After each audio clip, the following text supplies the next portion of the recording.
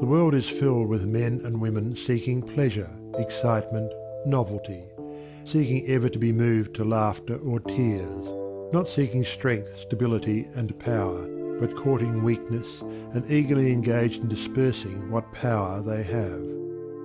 Men and women of real power and influence are few, because few are prepared to make the sacrifice necessary to the acquirement of power, and fewer still are ready to patiently build up character.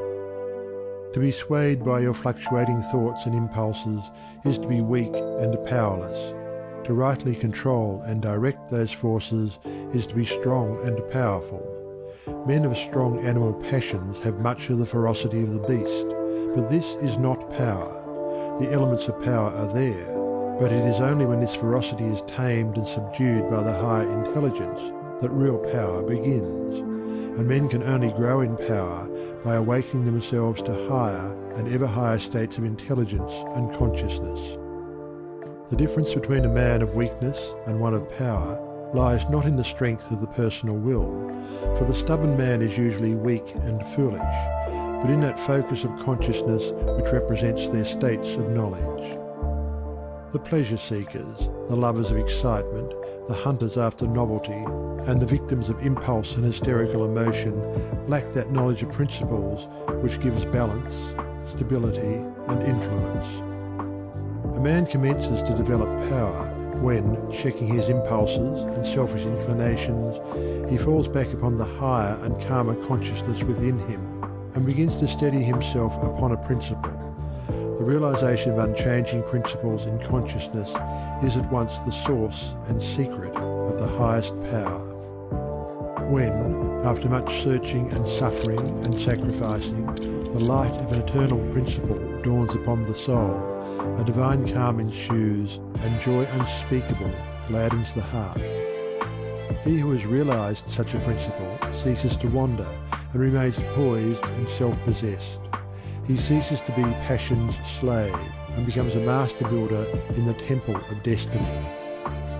The man that is governed by self and not by a principle changes his front when his selfish comforts are threatened. Deeply intent upon defending and guarding his own interests, he regards all means as lawful that will subserve that end. He is continually scheming as to how he may protect himself against his enemies, being too self-centered to perceive that he is his own enemy. Such a man's work crumbles away, for it is divorced from truth and power. All effort that is grounded upon self perishes. Only that work endures that is built upon an indestructible principle. The man that stands upon a principle is the same calm, dauntless, self-possessed man under all circumstances. When the hour of trial comes, and he has to decide between his personal comforts and the truth, he gives up his comforts and remains firm. Even the prospect of torture and death cannot alter or deter him. The man of self regards the loss of his wealth, his comforts, or his life as the greatest calamities which can befall him. The man of principle looks upon these incidents as comparatively insignificant, and not to be weighed with loss of character, loss of truth. To desert truth is to him the only happening which can really be called a calamity. It is the hour of crisis which decides who are the minions of darkness and who the children of light. It is the epoch of threatening disaster, ruin, and persecution which divides the sheep from the goats and reveals to the reverential gaze of succeeding ages the men and women of power. It is easy for a man, so long as he is left in the enjoyment of his possessions, to persuade himself that he believes in and adheres to the principles of peace, brotherhood, and universal love. But if, when his enjoyments are threatened, or he imagines they are threatened, he begins to clamour loudly for war, he shows that he believes in and stands upon not peace, brotherhood, and love, but strife, selfishness, and hatred.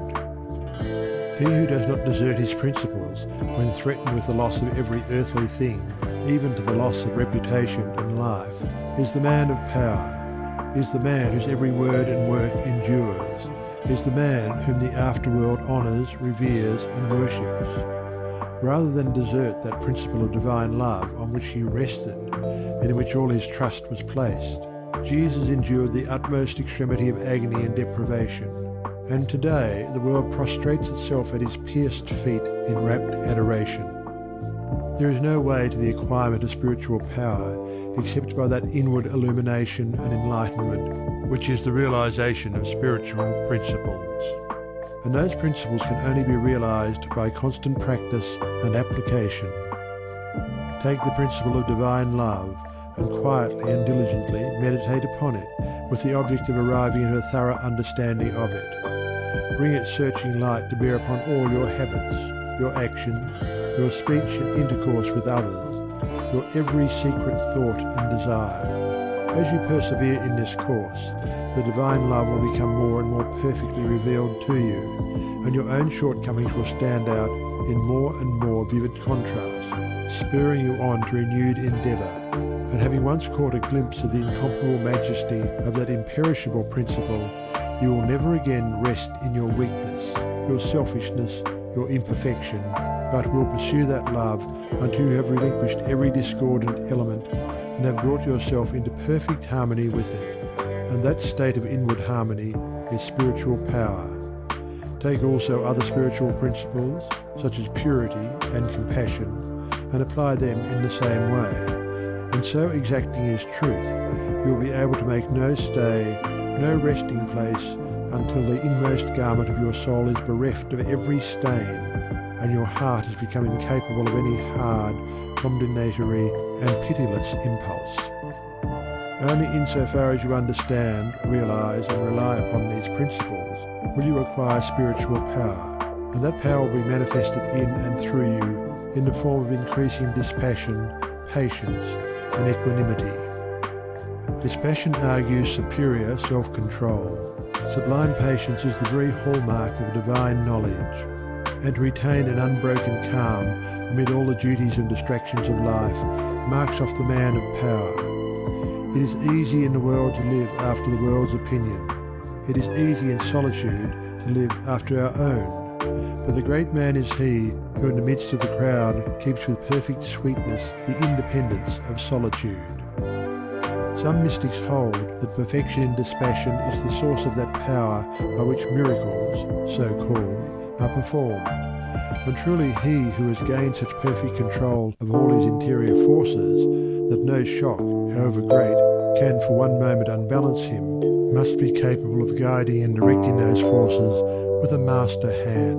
To grow in self-control, in patience, in equanimity, is to grow in strength and power, and you can only thus grow by focusing your consciousness upon a principle. As a child, after making many and vigorous attempts to walk unaided, at last succeeds, after numerous falls, in accomplishing this, so you must enter the way of power by first attempting to stand alone. Break away from the tyranny of custom, tradition, conventionality, and the opinions of others, until you succeed in walking lonely and erect among men. Rely upon your own judgment. Be true to your own conscience. Follow the light that is within you.